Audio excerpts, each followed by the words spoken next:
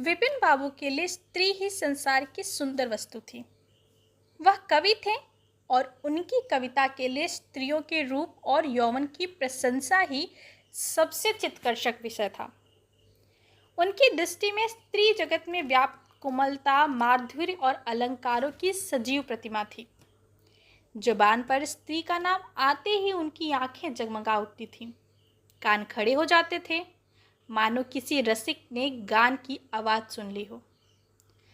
जब से होश संभाला तभी से उन्होंने उस सुंदरी की कल्पना करनी शुरू कर दी जो उनके हृदय की रानी होगी। उसमें उषा की प्रफुल्लता होगी, पुष्प की कोमलता, कुंदन की चमक, वसंत की छवि और कोयल की दनी। वह कवि वर्णित सभी उपमाओं से विभूषित होगी। वह उस कल्पित मूर्ति के उपासक थे। कविताओं में उसका गुण गाते थे, मित्रों से उसकी चर्चा करते, नित्य उसी के ख्याल में मस्त रहते थे। वह दिन भी समीप आ गया था जब उनकी आशाएं हरे हरे पत्तों से लहराएंगी, उनकी मुरादें पूरी होंगी। कॉलेज की अंतिम परीक्षा समाप्त हो गई थी और विवाह के संदेशे आने लगे थे। विवाह तय हो गया। विपिन बाबू ने कन्या को देखने का बहुत आग्रह किया, लेकिन जब उनके मामू ने विश्वास दिलाया कि लड़की बहुत ही रूपवती है, मैंने उसे अपनी आंखों से देखा है, तब वह राजी हो गए। धूमधाम से बारात निकली और विवाह का मुहूर्त आया। वधू आभूषणों से सजी हुई मंडप में आई तो विपिन को उनके हाथ पांव नजर आए। कितनी सुंदर उंगलियां थीं, मानो दीप शिखाएं हों। अंगों की शोभा कितनी मनोहारिणी थी। विपिन फूले न समाये। दूसरे दिन ही वधू विदा हुई तो वह उनके दर्शन के लिए इतने अधूर हुए कि ज्यों ही रास्ते में कहारों ने पालकी रख के मुंह हाथ धोना शुरू किया, आप चुपके से वधू के पास जा पहुंचे। वह घूंघट हटाए, पालकी में सिर निकाले बाहर झांक रही थी। विपिन की निगाह उस पर पड़ गई। घृणा, क्रोध और निराशा की एक लहर सी उन पर दौड़ गई। यह वह परम सुंदरी रमणी न थी जिसकी उन्होंने कल्पना की थी, जिसकी वह वर्षों से कल्पना कर रहे थे। यह एक चौड़े मुंह, चिपटी नाक और फूले हुए गालों वाली कुरूपा स्त्री थी। रंग गोरा था पर उसमें लाली के बदले सफ़ेदी थी।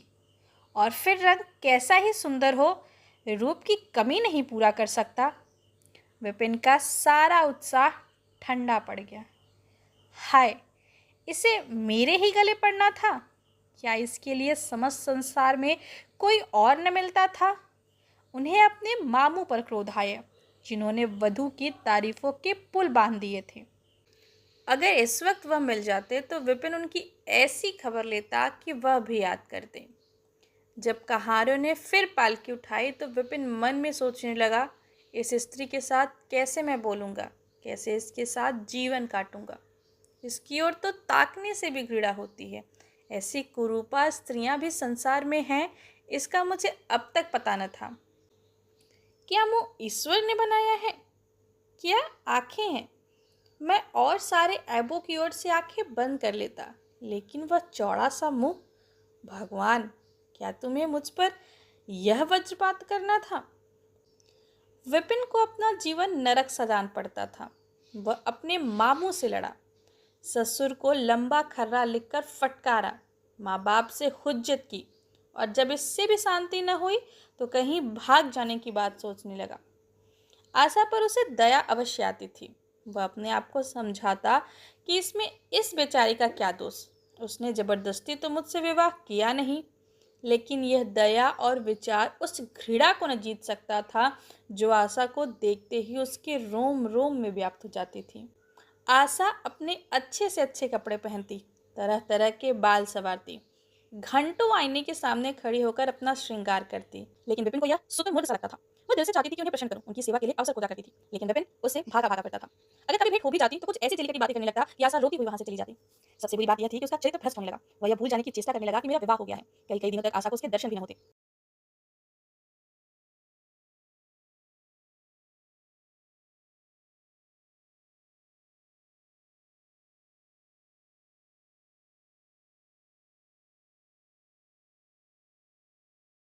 वह उसके कहकहे की आवाज बाहर से आती हुई सुनती, झरोखों से देखती कि वह दोस्तों के गले में हाथ डाले सैर करने जा रहा है, और तड़प कर रह जाती। एक दिन खाना खाते समय उसने कहा, अब तो आपके दर्शन ही नहीं होते, क्या मेरे कारण घर छोड़ दीजिएगा? विपिन ने मुंह फेर कर कहा, घर पर ही तो रहता हूँ, आजकल जरा नौकरी की तलाश है, इसलिए दौड़ धूप ज्यादा करनी पड़ती है। आशा, किसी डॉक्टर से मेरी सूरत क्यों नहीं बदलवा देते? सुनती हूँ आजकल सूरत बदलने वाले डॉक्टर पैदा हुए हैं। विपिन, क्यों नाक चढ़ाती हो? यहाँ तुम्हें किसने बुलाया था? आशा, आखिर इस मर्ज की दवा कौन करेगा? विपिन, इस मर्ज की दवा नहीं है, जो काम ईश्वर से न करते बना उसे आदमी क्या बना सकता है? आशा, या तो तुम ही सोचो कि ईश्वर की भूल के लिए मुझे दंड दे रहे हो। संसार में कौन ऐसा आदमी है जिसे अच्छी सूरत बुरी लगती हो, लेकिन तुमने किसी मर्द को केवल रूपहीन होने के कारण कंवारा रहते देखा है? रूपहीन लड़कियां भी माँ बाप के घर नहीं बैठी रहती, किसी न किसी तरह उनका निर्वाह हो ही जाता है। उसका पति उन पर प्राण न देता हो, लेकिन दूध की मक्खी नहीं समझता। विपिन ने झुंझलाकर कहा, क्यों ना हक सिर खाती हो? मैं तुमसे बहस तो नहीं कर रहा हूँ। दिल पर जब्र नहीं किया जा सकता और न दलीलों का उस पर कोई असर पड़ सकता है। मैं तुम्हें कुछ कहता तो नहीं, फिर तुम क्यों हुज्जत करती हो? आशा यह झिड़की सुनकर चली गई। उसे मालूम हो गया था कि उन्होंने मेरी ओर से सदा के लिए हृदय कठोर कर लिया है। विपिन तो रोज सैर सपाटे करते, कभी कभी रात गायब रहते। इधर आशा चिंता और नैराश में घुलते घुलते बीमार पड़ गई, लेकिन विपिन भूलकर भी उसे देखने न आता। सेवा करना तो दूर रहा, इतना ही नहीं, वह दिल में मनाता कि वह मर जाती तो गला छूटता।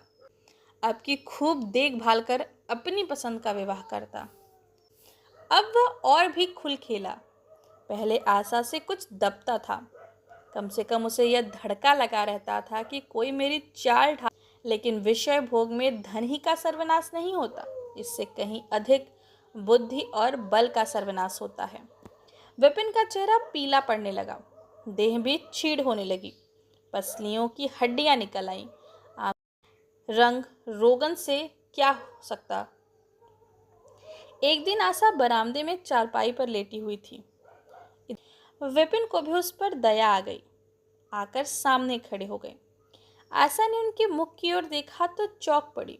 वह इतने दुर्बल हो गए थे कि पहचानना मुश्किल था। बोली, क्या तुम भी बीमार हो? तुम तो मुझसे भी ज्यादा घुल गए हो। विपिन, जिंदगी में रखा ही क्या है जिसके लिए जीने का फिक्र करूं? आशा, जीने की फिक्र न करने से कोई इतना दुबला तो नहीं हो जाता? तुम अपनी कोई दवा क्यों नहीं करते? यह कहकर उसने विपिन का दाहिना हाथ पकड़कर अपनी चारपाई पर बैठा लिया। विपिन ने भी हाथ छुड़ाने की चेष्टा नहीं। उनके स्वभाव में इस समय एक विचित्र नम्रता थी, जो आशा ने बातों से भी निराशा टपकती थी। अक्खड़पन था, क्रोध की गंध भी न थी। आशा को ऐसा मालूम हुआ कि उनकी आंखों में आंसू भरे हुए हैं। विपिन चारपाई पर बैठे हुए बोले, मेरी दवा अब मौत करेगी। मैं तुम्हें जलाने के लिए नहीं कहता, ईश्वर जानता है मैं तुम्हें चोट नहीं पहुंचाना चाहता। मैं अब ज़्यादा दिनों तक न जीऊँगा। मुझे किसी भयंकर रोग के लक्षण दिखाई दे रहे हैं। डॉक्टरों ने भी यही कहा है। मुझे इसका खेद है कि मेरे हाथों तुम्हें कष्ट पहुंचा, पर क्षमा करना। कभी कभी बैठे बैठे मेरा दिल डूब जाता है, मूर्छा सी आ जाती है। यह कहते कहते एकाएक वह काँप उठे। सारी देह में सनसनी सी दौड़ गई। मूर्छित होकर चारपाई पर गिर पड़े और हाथ पैर पटकने लगे।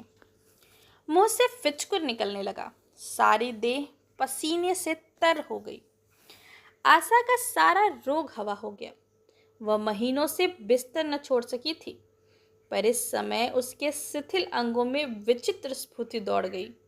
उसने तेजी से उठकर विपिन को अच्छी तरह लेटा दिया और उनके मुंह पर पानी के छींटे देने लगी। मेहरी भी दौड़ी आई और पंखा झलने लगी। बाहर खबर हुई, मित्रों ने दौड़कर डॉक्टर को बुलाया। बहुत यत्न करने पर भी विपिन ने आंखें न खोली। संध्या होते होते उनका मुंह टेढ़ा हो गया और बायां अलंग शून्य पड़ गया। हिलना तो दूर रहा, मुंह से बात निकलना भी मुश्किल हो गया। यह मूर्छा न थी, फालिज था। फालिज के भयंकर रोग में रोगी की सेवा करना आसान काम नहीं। उस पर आशा महीनों से बीमार, लेकिन इस रोग के सामने वह अपना रोग भूल गई। 15 दिनों तक विपिन की हालत बहुत नाजुक थी। आशा दिन के दिन रात की रात उसके पास बैठी रहती। उनके लिए पथ्य बनाना, उनके गोद में संभाल कर दवा पिलाना, उनके जरा जरा से इशारे को समझना उसी जैसी धैर्यशील स्त्री का काम था। अपना सिर दर्द से फटा करता, ज्वर से देह तपा करती, पर इसकी उसे जरा भी परवाह न थी। 15 दिनों के बाद विपिन की हालत कुछ संभली। उनका दाहिना पैर तो लुंज पड़ गया था, पर तोतली भाषा में कुछ बोलने लगे थे। सबसे बुरी गत उनके सुंदर मुख की हुई थी। वह इतना टेढ़ा हो गया था कि जैसे कोई रबड़ के खिलौने को खींचकर बढ़ा दे। बैटरी की मदद से जरा देर के लिए बैठ या खड़े तो हो जाते थे, लेकिन चलने फिर एक दिन लेटे लेटे उन्हें क्या जाने क्या ख्याल आया। आईना उठाकर अपना मुंह देखने लगे। ऐसा कुरूप आदमी उन्होंने कभी न देखा था। आहिस्ता से बोले, आशा, ईश्वर ने मुझे मेरे गुरूर की सजा दे दी।